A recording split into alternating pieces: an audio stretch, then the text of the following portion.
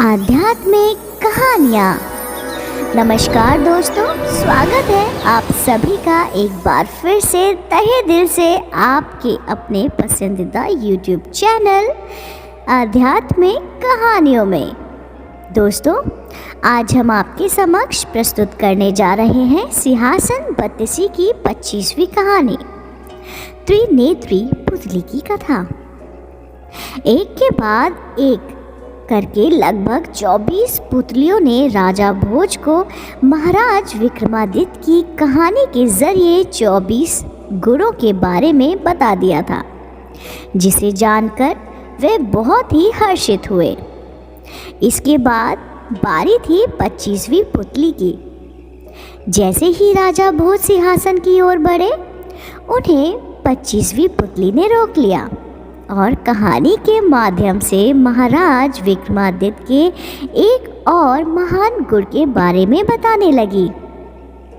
राजा विक्रमादित्य अपनी प्रजा को अपनी संतान के जैसे मानते थे और हर हाल में सुखी देखना चाहते थे। इस कारण वे भेष बदल कर अक्सर नगर नगर में घूमते और प्रजा के दुखों को जानकर उसे नीति के अनुसार दूर भी किया करते थे। शायद यही कारण था कि महाराज विक्रमादित्य की प्रजा सुखी और संपन्न थी। उनकी प्रजा में एक ब्राह्मण और एक भाट का परिवार ऐसा भी था जो कि बहुत ही गरीब था, लेकिन कभी भी उसने कोई दिक्कत नहीं की और जितना मिलता उसमें संतोष करके रहते थे। वे लोग औरों के जैसे राजा के पास कभी भी अपना दुखड़ा लेकर नहीं गए। उनका मानना था कि उन्हें भगवान जो ज़रूरत के हिसाब से पर्याप्त अन्न और धन दिया है, धीरे धीरे समय बीतता गया और अब ब्राह्मण और भाट दोनों की पुत्री की आयु विवाह योग्य हो गई। लेकिन इसके पास इतना धन नहीं था कि वे अपनी पुत्रियों का विवाह करवा सके, क्योंकि वे दिन भर में जितना भी धन अर्जित करते थे वह केवल उसी दिन के लिए ही पर्याप्त हो पाता था। दोनों पत्नियों ने अपने पति के सामने पुत्रियों के विवाह की ओर अपर्याप्त धन की बात कही। भाट ने कहा कि जब भगवान ने संतान दी है तो इसके भविष्य के बारे में भी वही कुछ करेगा। उधर ब्राह्मण ने कहा कि थोड़ा समय दो, कुछ ना कुछ हो जाएगा। लेकिन दोनों की स्थिति पहले जैसी ही रही। एक दिन की बात है, भाट के विचार किया कि ऐसा कुछ भी नहीं होने वाला, मैं दूसरे देश जाकर वहाँ से धन कमा कर लाऊंगा। इधर ब्राह्मण ने सोचा कि वह जिस यजमानों के यहाँ पूजा पाठ कराता है उनसे कुछ बात करके देखूंगा। भाग ने दूसरे दिन गमन कर दिया और कई देशों में जाकर सेठ, राजा, महाराजाओं और अपने नाटक और मजाकिये बातों से हंसा कर खूब खुश किया और उसके बदले में उन्होंने भाट को बहुत सा धन उपहार के रूप में भेंट किया। जब पुत्री के विवाह योग्य धन इकट्ठा हो गया तब उसने अपने राज्य की ओर प्रस्थान किया। लेकिन पता नहीं कैसे मार्ग में 4 लुटेरों ने उसके धन की भनक लग गई और उसे लूट लिया। वह निराश खाली हाथ घर आ गया और अपनी पत्नी से कहा कि मैंने पूरा प्रयास किया, लेकिन शायद भगवान को ये मंजूर था। अब वो ही पुत्री के विवाह की व्यवस्था करेगा। तब दुख और गुस्से के आवेश में पत्नी ने कहा कि तुम तो ऐसे बोल रहे हो जैसे कि भगवान राजा विक्रमादित्य को सपने में कहेगा हमारी मदद करने के लिए।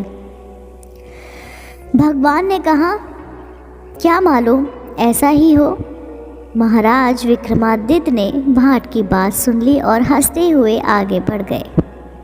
वहीं दूसरी ओर ब्राह्मण ने भी अपने यजमानों से घुमा फिरा कर धन की बात की, लेकिन किसी ने भी उनकी बात पर गौर नहीं किया और वह भी खाली हाथ अपने घर आ गया और अपनी पत्नी को सारी की सारी बात बताई।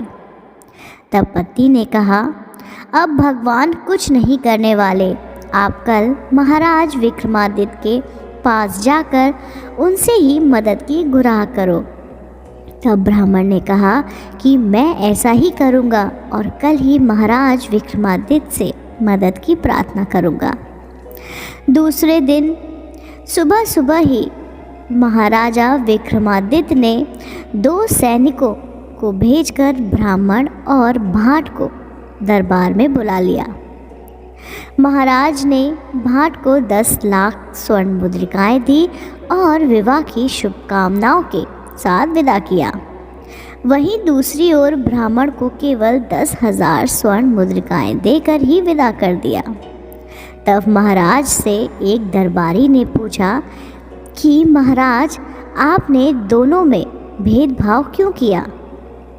महाराज ने उनकी बात सुनकर कहा कि भाट ऊंची जाति का ना होकर भी भगवान पर भरोसा रखता था और मुझे उसने भगवान का प्रतिनिधि बनाया था।